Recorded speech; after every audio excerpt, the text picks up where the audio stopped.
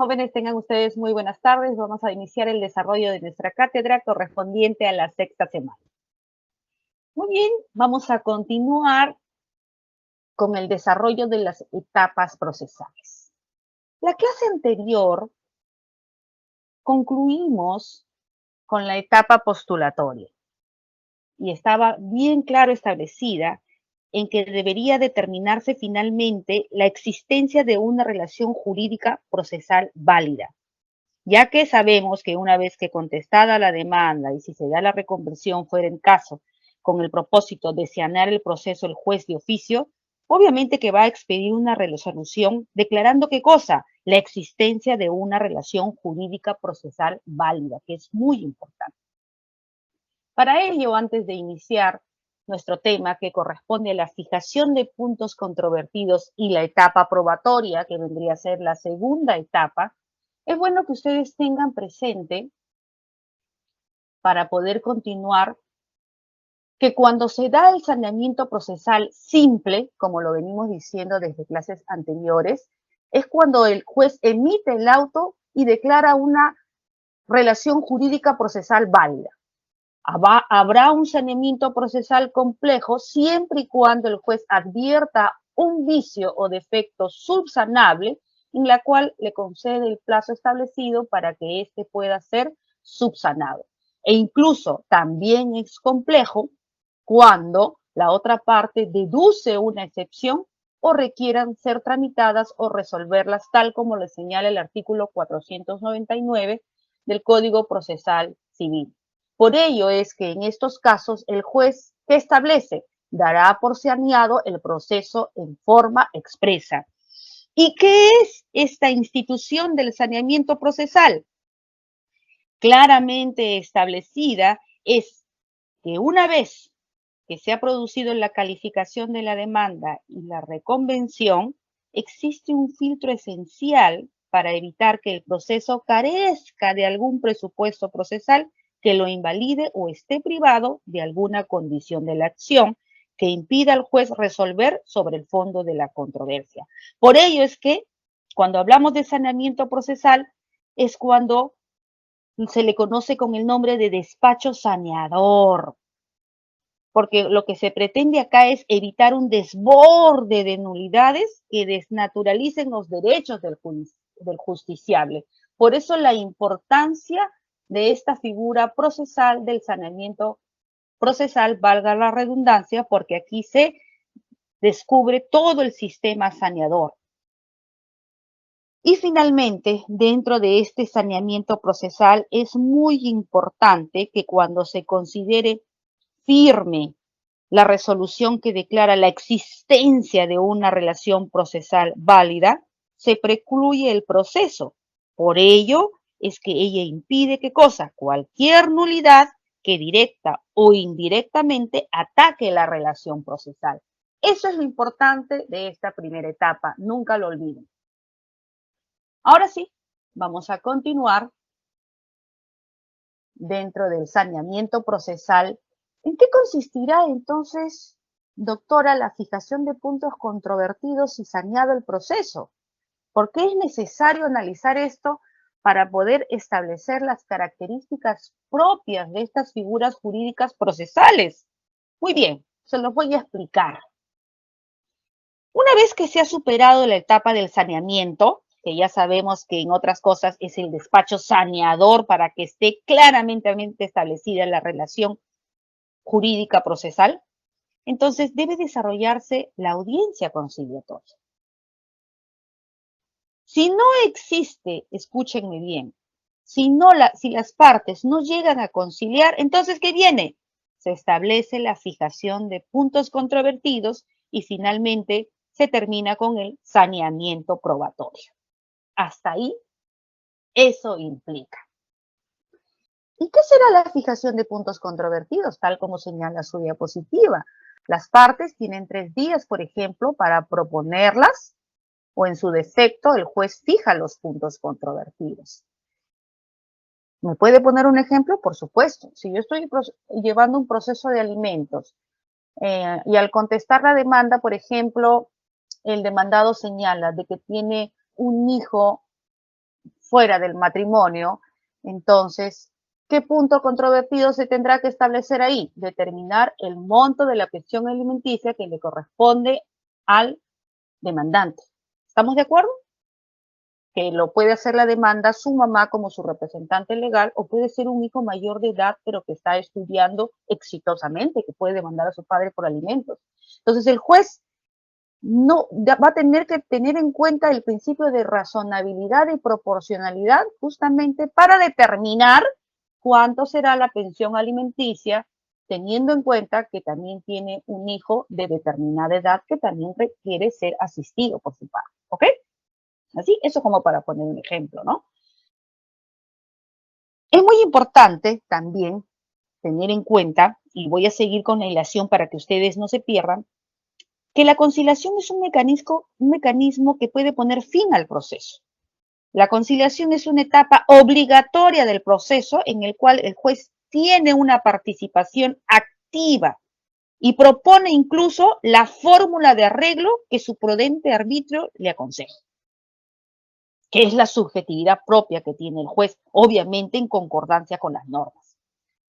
Las partes pueden conciliar su conflicto de intereses en cualquier estado del proceso, siempre que no se haya expedido sentencia en segunda instancia, ojo, para lo cual el juez puede señalar de oficio o a petición de ellas una fecha establecida. Ahora, con la vigencia de la ley de conciliación extrajudicial, hay que tener en cuenta que la conciliación no solo es una etapa obligatoria en el proceso civil, sino también un requisito de admisibilidad de la demanda en algunas materias. En audiencia, por ejemplo, tiene por finalidad propiciar un acuerdo entre las partes sobre la materia de la controversia, que no necesariamente implica concesiones recíprocas como en la transacción. El acuerdo puede ser total o parcial. ¿Qué quiere decir? Que yo puedo conciliar total o parcialmente. Si estoy en alimentos, yo le digo voy a conciliar totalmente. Entonces estoy de acuerdo todo con lo que propone la demandante. Pero parcialmente, estoy dispuesto a dar asistencia de alimento a mis hijos, pero no el monto que ella me pide, sino un monto menor porque también tengo otras obligaciones con mis otros hijos, ¿cierto? Entonces, jóvenes, en la audiencia, estando presentes las partes y sus apoderados con facultades especiales o sus representantes legales, el juez procederá a escuchar las razones de cada una de las partes. De esta manera podrá conocer lo que pretenden y su disposición para conciliar. El juez inmediatamente propondrá qué cosa, una fórmula conciliatoria que su prudente arbitrio o conocimiento le aconseje. Debe tratarse en esta audiencia de derechos disponibles. En este estado, el juez puede suspender la audiencia o su posterior reanudación debe ser dentro de un plazo, si se da el caso, no mayor de 10 días. Generalmente, esto se da en casos complejos, ¿no? Cuando las partes deben estudiar la propuesta y llevar a cabo una posición. Mayormente se da en los casos, por ejemplo, muy complejos en procesos de conocimiento, etcétera. Ahora, también ustedes deben tener presente, teniendo en cuenta la secuencia, que si la fórmula conciliatoria, imaginémonos, fuera aceptada por las partes, entonces, ¿qué hace el juzgado? Se anotará en el libro de conciliaciones, dejándose constancia en el expediente y agregándose copia certificada del acta respectiva. Ahora, los derechos que se establecen en el acta pueden ser ejecutados, protocolizados o inscritos con el solo mérito de la copia certificada del acta, porque este en sí ya produce efectos jurídicos como acto procesal. Términos que ustedes ya lo saben porque lo hemos analizado en la clase anterior, que es un acto procesal tanto del juez, de las partes como de terceros. Ahora, el acta de conciliación equivale a una sentencia con autoridad de cosa juzgada, no olvidarse. ¿Y qué pasa, doctora, si no es aceptada? Entonces, se extiende el acta describiéndose la fórmula planteada y mencionándose a la parte que no prestó su conformidad de la misma. En este caso, se deberá pasar a la otra etapa del proceso, y es lo que les mencionaba hace un momento. Si no concilian, entonces me voy a la fijación de los puntos controvertidos. ¿Y qué van a hacer eso? Hechos sobre los cuales existen discrepancias entre las partes y que serán materia de probanza para que el juez pueda resolver finalmente y pronunciarse sobre cada punto controvertido. Entonces, decía hace un momento que se pasará a la otra etapa, que es la fijación de puntos controvertidos cuando no concilian, y el saneamiento probatorio, en el cual el juez dispondrá qué medios probatorios se van a actuar. Y esto es muy importante que ustedes lo tengan presente, declarando en algunos casos impertinentes y en otros improcedentes algunos medios probatorios. Les pongo, por ejemplo, ¿no? De impertinente.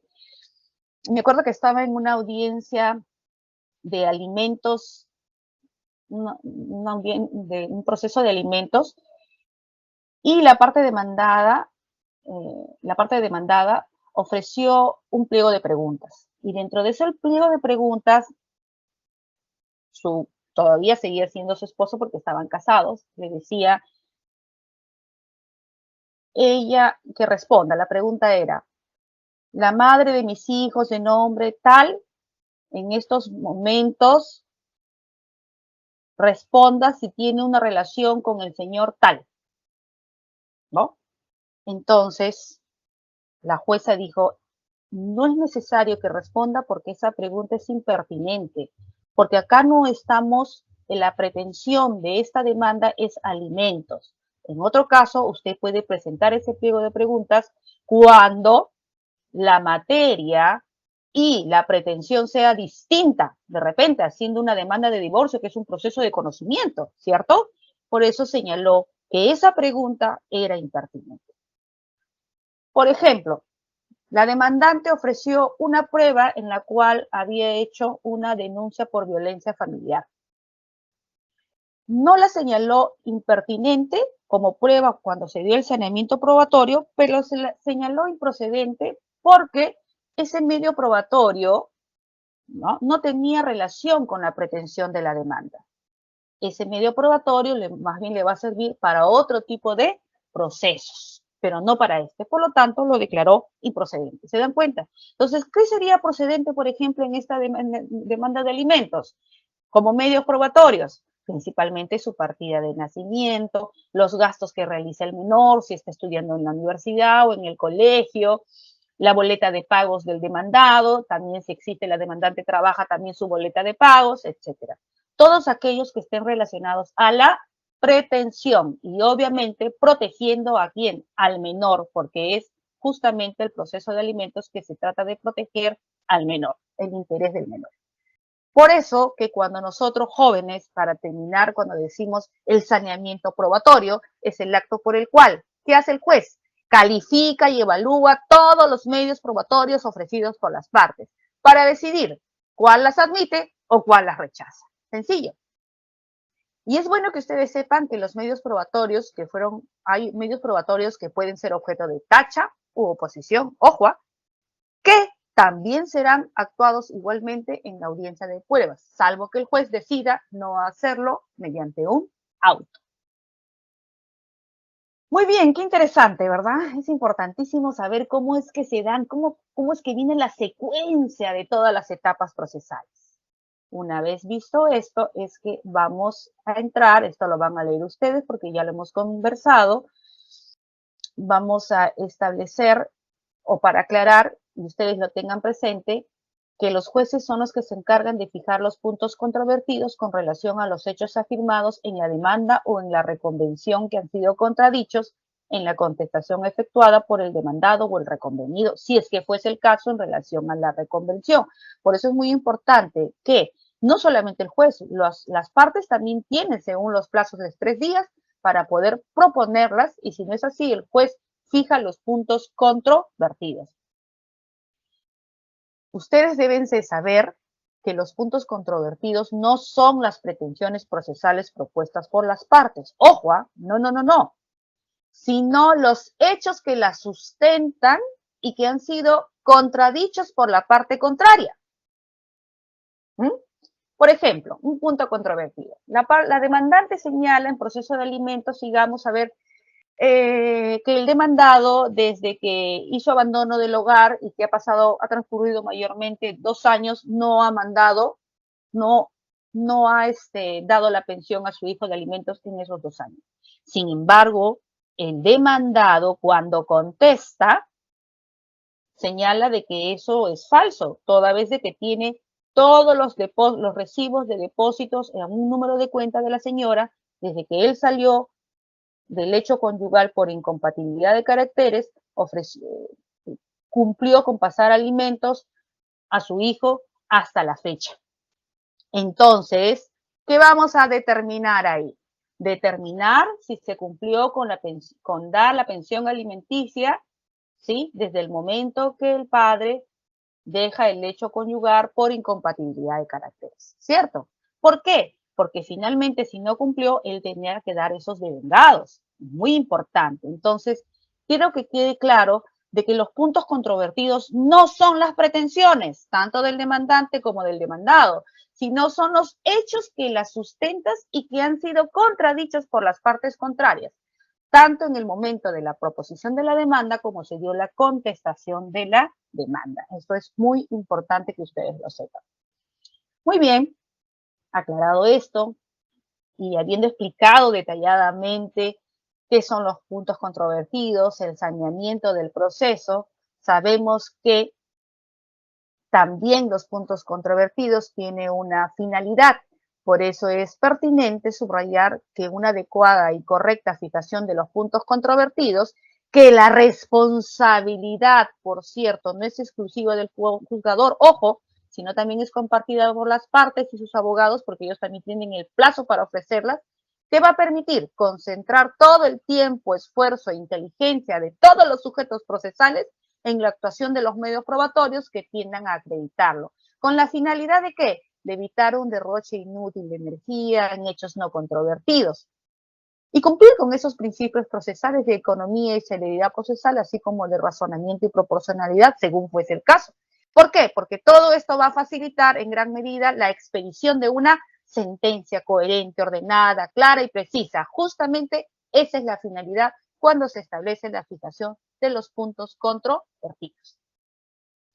Muy bien, aclarado todo esto, ahí les estoy poniendo unas diapositivas de ejemplos. Vamos a entrar ahora sí a la segunda etapa procesal, que viene a ser la etapa probatoria. Muy bien. ¿Y qué es la etapa probatoria? Como su mismo nombre lo dice, es la segunda etapa del proceso, que es la probatoria o la demostrativa. Y tiene por finalidad que las partes aporten los medios de prueba necesarios con objeto de verificar los hechos afirmados en la etapa expositiva. La etapa de prueba, jóvenes, se desarrolla fundamentalmente a través de los actos de ofrecimiento o proposición de los medios de prueba. Ojo, ¿sobre quiénes? Obviamente sobre las partes. De repente puede proponer testigos, una de las partes, puede proponer documentos, ¿cierto? Puede proponer a un perito. ¿Quiénes? Cualquiera de las partes según sea la naturaleza del proceso. Por eso su admisión o rechazo, su preparación y su práctica y ejecución o desahogo se van a desarrollar en esta etapa. No se olviden, estamos hablando de admisión o rechazo, preparación, su práctica, su ejecución, su desahogo, a fin de que justamente cumplir el objeto de esta etapa probatoria, de garantizar o verificar los hechos afirmados por cada una de las partes. Los medios de prueba. Es bueno que ustedes sepan que cuando hablamos de los medios probatorios son todos aquellos instrumentos que pretenden, ¿qué cosa? Mostrar o hacer patente la verdad o la falsedad de un hecho. Como les decía hace un momento, el señor mostró todos los recibos que había dado del proceso que sí había dado a su hijo durante esos 2 años que ya había dejado el hecho conyugal. ¿Para qué? Para contradecir y demostrar la falsedad de la demandante cuando señalaba de que él nunca se hizo cargo de su hijo desde el momento que hizo abandono del hogar. ¿Cierto? Muy bien, pues para eso sirven las pruebas, para hacer patente la verdad o la falsedad de un hecho según cómo se haga esa comparación sobre las pruebas ofrecidas por las partes frente a los hechos. También es bueno tener en cuenta que la fuerza o valor probatorio va a ser la idoneidad que tiene un medio de prueba para demostrar la existencia o inexistencia de hecho aprobado. Como les decía hace un momento, adjunto los recibos, estoy probando de que sí he cumplido con pasar pensión alimenticia en estos 2 años a mi menor hijo, ¿cierto? Finalmente, los grados de fuerza o valor probatorio son la intensidad que pueden tener todos los medios probatorios. ¿Y eso qué permite? Permite que el juzgador, luego de valorar todos estos medios de prueba, ya puede tener un grado de probabilidad, ¿sí? Incluso una valoración sobre un grado de ignorancia, duda, probabilidad o convicción sobre los hechos sometidos a prueba, a fin de que se cumpla lo que corresponde a la finalidad de los medios probatorios. Tal como ustedes pueden observar en la diapositiva, la finalidad, ¿qué cosa es? Acreditar los hechos expuestos por las partes. 2, producir certeza en el juez respecto de los puntos controvertidos. Y finalmente, establecer o fundamentar las decisiones judiciales que se van a hacer demostrados o se van a viabilizar justamente cuando se establezca la sentencia. Por eso es muy importante que estos medios de prueba cumplan con la finalidad señalada. ¿Existen etapas? Por supuesto que sí. Existen 4 etapas de los medios de prueba. Tenemos el ofrecimiento, la admisión, la actuación y la valoración. Si yo hablo de ofrecimiento, estoy hablando que eso se da en el inicio de la etapa postulatoria, ¿se acuerdan? ¿Sí? Ok, en la demanda y en la contestación de la demanda. Es más, puedo incluso tener más pruebas y lo puedo apersonarme ofreciendo más pruebas a pesar de que ya he contestado la demanda, pero dentro de la etapa correspondiente. La carga de la prueba es un proceso civil que corresponde a quien afirma hechos que fundamentan su pretensión o que contradice alegando nuevos hechos. ¿A quiénes me estoy refiriendo? Obviamente al demandante y al demandado. El ofrecimiento en esta etapa, la oportunidad para ofrecer medios probatorios es en los primeros actos procesales y no olvidarse que corresponde a la etapa postulatoria. Cuando se hace la demanda, cuando se contesta la demanda, incluso cuando planteo la reconvención. Claramente el artículo 429 del Código Procesal Civil regula lo referente a medios probatorios extemporáneos, en la cual señala que vienen a ser aquellos que pueden ser ofrecidos después de la demanda si se refieren a hechos nuevos. ¿Podrás proponerlo? Sí, no, la ley te lo permite, medios probatorios extemporáneos, pero siempre que se refieran a hechos nuevos en relación a los mencionados por la otra parte al momento de contestar la demanda o reconvenir, solo bajo esa excepción. Muy bien, se dio esa etapa de ofrecimiento, luego viene la etapa de admisión. Y también lo hemos visto que es el final de la etapa postulatoria cuando se produce el saneamiento probatorio. En otras palabras, después de la audiencia de conciliación, si no se llega a un acuerdo, el juez ¿a qué procede? Fijar los puntos controvertidos y para ello realizará el saneamiento probatorio, que es la etapa que funciona como un filtro. ¿Por qué? Porque aquí se va a determinar qué medios de prueba serán admitidos para su actuación y cuáles serán rechazados, tal como lo hemos venido señalando en el transcurso del desarrollo de esta cátedra. Luego tenemos la etapa de la actuación. Muy bien. Y aquí hemos llegado a la segunda etapa. La actuación de los medios probatorios se realiza en la audiencia de pruebas. Nunca se olviden. La misma que es dirigida ¿por quién? Por el juez. ¿Qué pasa si otra persona la dirige, doctora? El auxiliar jurisdiccional, por ejemplo. ¡Oy! Aquí la audiencia será nula. Y es algo que vamos a ver más adelante, la nulidad de los actos procesales. Por lo tanto, el juez es el único que está encargado de dirigir personalmente la audiencia de pruebas. Aquí el juez toma juramento o promesa de honor a todos los convocados. la audiencia de pruebas, nunca se olviden, es única, pero puede realizarse en varias sesiones y es pública de acuerdo a su naturaleza. ¿Y por qué digo varias sesiones? Porque imagínense que te tengo que dar documentos, peritos, testigos, etcétera. Y para que se actúe en cada uno de estos medios probatorios, tiene un orden, que lo vamos a ver más adelante. Profesora, ¿y la actuación de pruebas en qué orden se va a realizar? Esto es muy importante. Primero vamos a comenzar, ¿sí? Creo que lo tengo en una diapositiva siguiente.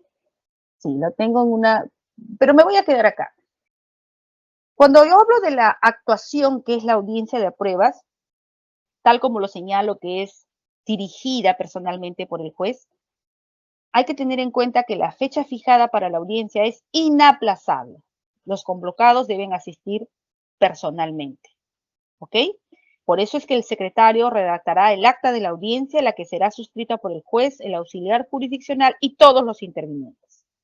Si alguien se niega a firmarla, se dejará constancia de ello.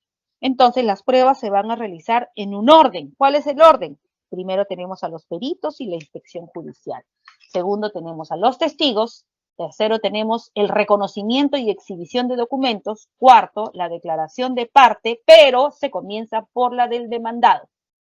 Se actuarán primero los medios probatorios ofrecidos por el demandante y concluida la actuación de los medios probatorios, el proceso será expedido para ser sentenciado. Así es que no olvidarse que cuando se va a actuar los medios probatorios tiene un orden. Lo vamos a aclarar y lo vamos a poner más adelante como un ejemplo. Una vez que se da la actuación, finalmente termina con la última etapa, que es la valoración. ¿Y qué implica la valoración dentro de la etapa de la actuación de los medios probatorios? Sencillo, la valoración viene a ser un proceso racional en el que el juez debe utilizar su capacidad de análisis lógico para llegar a un juicio o conclusión frente a la actuación de las pruebas en el proceso. Por ello es que es muy importante el ejercicio intelectual que desarrolla el juez utilizando todos los principios lógicos y procesales, tales por ejemplo como la inmediación, la unidad o comunidad de material probatorio, la actuación de los medios probatorios de manera conjunta, que es muy importante, que muchas veces son objetos que se declaren nula la sentencia. Por eso cabe destacar que este tema no merece mayor discusión, puesto que la doctrina establece claramente cómo se debe desarrollar la valoración de los medios probatorios a cargo de justamente del análisis jurídico formal y tradicional que corresponde al juez frente a esa valoración sana, crítica e intelectual en función a los principios y garantías procesales. Muy bien, para ello el sistema de libre apreciación de la prueba y la sana crítica es muy importante, así como el sistema de prueba tasado, de tarifa legal, en la cual está regulada por la ley y el juez debe aplicar este tipo de valoración ciñéndose a lo que señala la ley y prescindiendo de su criterio personal o subjetivo. No hay convicción espontánea del juez, sino dirigida por la ley, porque así lo señala nuestro ordenamiento jurídico. Es bueno aclarar que en esta etapa de actuación, como hace un momento les decía, el juez debe de realizar toda la valoración conjunta de los medios probatorios y utilizar una apreciación razonada para poder finalmente establecer una valoración de todos los medios probatorios y cumplir con la finalidad de la misma, que es fundamentar las decisiones judiciales sobre la valoración de las mismas. Aclarado entonces las etapas, y hemos visto que dentro de las etapas, los medios de prueba parten desde la etapa postulatoria y tienen una etapa propia, que es la etapa probatoria, donde finalmente se va a producir lo que es la actuación y finalmente va a decidir la valoración para poder fundamentar la decisión del juez para resolver el proceso. Tenemos clases de pruebas, sí. Tenemos pruebas típicas y atípicas. Esto como para que ustedes se acuerden, porque me imagino que lo han estudiado en Derecho Procesal 1. Las pruebas son típicas. ¿Y cuáles son ellas? Las que señala la norma, porque está regulada por el ordenamiento jurídico. Tiene un nomen juris cuando hablamos de la declaración de parte, declaración de testigos, prueba documental, inspección judicial, peritaje. Y tenemos las atípicas, que son los auxilios técnicos o científicos que permiten alcanzar la finalidad de los medios probatorios típicos. ¿Ok? Aquí, hace un momento hablaba sobre la importancia de la audiencia de pruebas, que justamente eso se da en la etapa de la actuación, de la etapa de la actividad probatoria. No se olviden. La etapa de actividad probatoria que estamos analizando ahorita, que es la segunda etapa procesal, manejamos, por ejemplo, cómo funcionan los medios probatorios, parte del ofrecimiento, la admisión, luego tenemos la actuación, que esa se da justamente en la segunda etapa, que es la audiencia de pruebas. Y esa audiencia de pruebas se realiza en el orden tal como ustedes lo están viendo en su diapositiva. Tenemos la pericia, cuya actuación consiste en la explicación o ilustración que hacen los peritos al juez sobre los hechos materia de pericia. Imaginémonos que sea una denuncia por tocamientos indebidos, va a ser muy importante la pericia de quién, del psicólogo y del médico, ¿no? Para determinar su estado emocional, si ha sido solamente tocamientos indebidos y si ha habido violación con penetración, entonces ya el juez, el médico tendrá que señalar si es que se ha llegado hasta ese extremo. Las pericias también se dan en procesos civiles. ¿Ah? ¿No? Luego de la pericia, hablamos de declaración de testigos. Ellos van a declarar conforme al pliego de preguntas presentado en sobre cerrado. Primero, ¿quiénes declaran? Nunca se olviden, los testigos del demandante. Y posteriormente vienen los testigos del demandado, si vienen. Pueden hacer repreguntas y contrapreguntas, sí, porque en esta declaración de testigos, la defensa del demandado puede hacer al testigo del demandante o viceversa. No hay ningún problema. Luego tenemos el reconocimiento o exhibición de documentos. Aquí los documentos pueden ser de las partes o también de terceros. Los documentos que obran ya en el expediente serán analizados y valorados por el juez, obvio, al momento de expedir la sentencia. Luego tenemos la declaración de parte. Y aquí se comienza no por el demandante, sino por el demandado. Y aquí también se pueden hacer preguntas y repreguntas por la parte contraria e incluso por el juez cuando lo estime conveniente. Finalmente, la audiencia de prueba termina con los alegatos orales. Al final de la audiencia y luego de actuados todos los medios probatorios, los abogados de manera oral realizan la exposición de sus alegatos en relación a la defensa de sus patrocinados. No solamente lo oralizan, sino que también lo presentan por escritos y no puede ser más de 5 días posteriores a la audiencia. En relación a los procesos de conocimiento y abreviado, es muy importante que hagan llegar sus alegatos por escrito, tal como lo señala la norma. Valoración de la prueba, hemos estado viendo la finalidad de los medios probatorios, así como también las etapas de los medios probatorios, pero es muy importante también tener en cuenta cuán importante es la valoración de la prueba. Aquí, ¿por quiénes son valorados? Justamente por el juez, que los va a valorar de manera conjunta, en una apreciación razonada, porque de lo contrario, esa resolución de sentencia puede ser objeto de nulidad. Por ello es muy importante que en la resolución sea expresado la valoración esencial y determinante que sustenta su decisión en base a la valoración de la prueba. Por ello es que hablamos de esta figura jurídica como todo un conjunto de operaciones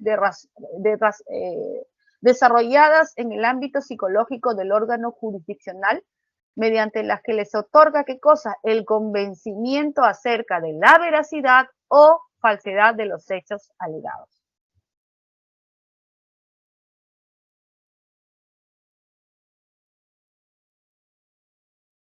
Aquí ustedes pueden apreciar lo que corresponde a la valoración de la prueba y es muy importante que ustedes sepan que la valoración de la prueba desarrolla varios sistemas. ¿Y esto cómo se da? Tenemos primero el sistema de la prueba legal. ¿Y a qué corresponde? Aquí la ley fija qué cosa, los medios a utilizar. ¿Ah? Por ello es que todos estos sistemas deben de ser respetados. ¿Por quién?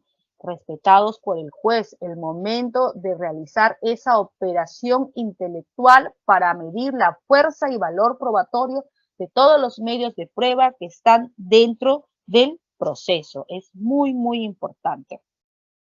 Entonces, luego del sistema de la prueba legal, tenemos el sistema de la libre valoración o libre convicción o criterio de conciencia, por la cual aquí se emplean qué cosa, el razonamiento lógico que se pretende para la sana crítica y obviamente que llega a los alcances propios del razonamiento del juez. Luego tenemos el sistema de apreciación razonado de sana crítica. ¿Y aquí cuándo se da? Cuando se tiene que determinar si el demandado actuó con la debilidad diligencia en el cumplimiento de la prestación, como una manera de ejemplo, es cuando hablamos del bonus pater familia, ¿no? En el caso de un proceso de alimentos. Entonces, esto es muy importante, que estos sistemas de valoración los desarrolle el juez y de cumplimiento para justamente cumplir, no olvidarse, la finalidad de los medios de prueba.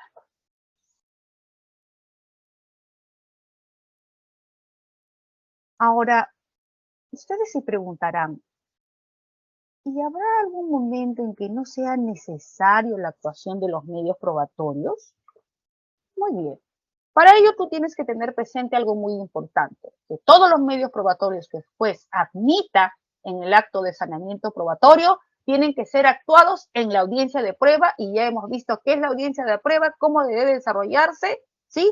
Y cuál es la secuencia que deben actuarse las pruebas típicas y atípicas. Muy bien. ¿Se puede prescindir de la audiencia de pruebas? ¿Qué nos dice el ordenamiento jurídico del artículo 468? Sí, joven, sí se puede prescindir. Quiere decir que cuando las pruebas admitidas no requieren ser actuadas en una audiencia, el juez prescindirá de la audiencia de pruebas en una resolución que pueda ser impugnada sin efecto suspensivo y con la calidad diferida. Para ello, cualquiera de las partes podrá solicitar un informe oral. ¿Ok? Ahora, pero sí se puede dar.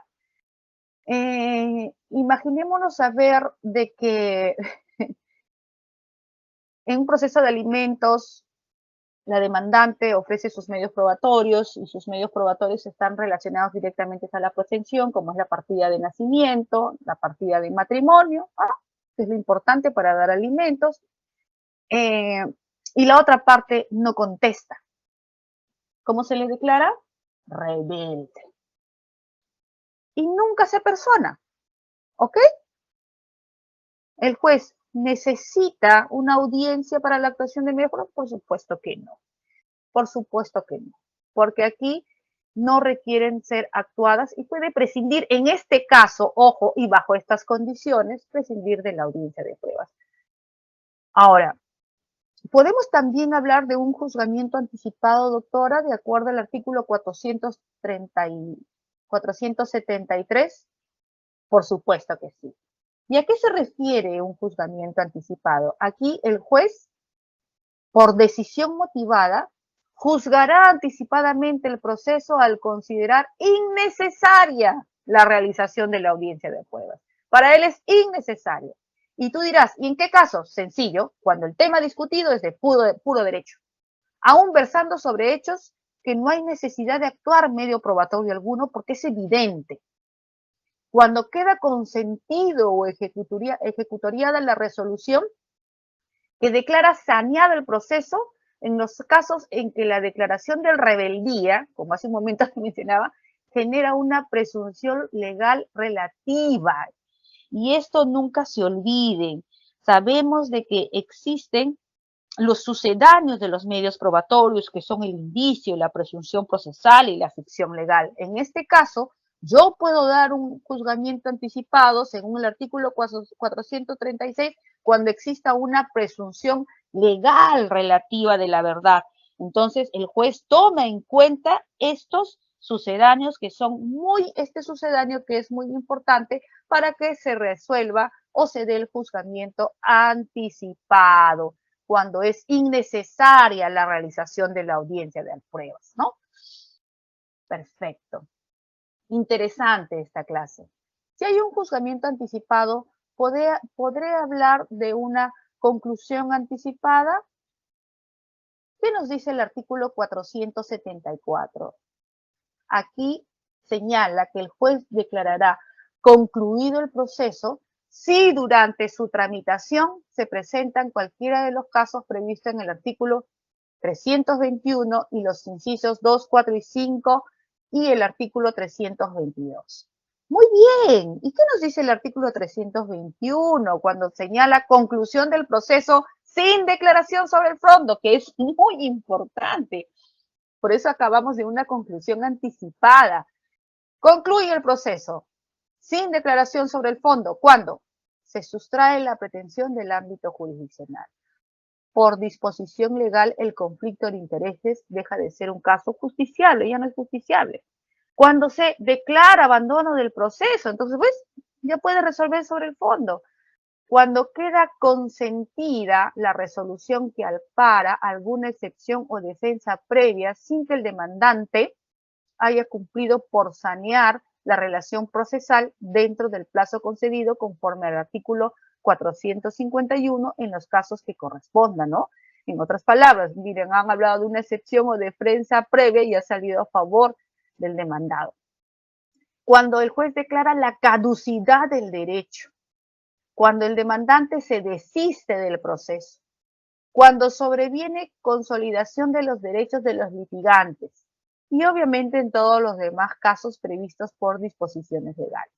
Pero hay que tener presente que cuando se da la conclusión del proceso sin declaración sobre el fondo, en estos casos, las costos y costos del proceso se fijan atendiendo a la institución acogida, puede ser una persona jurídica, y a la parte que dio motivo a la declaración de la conclusión.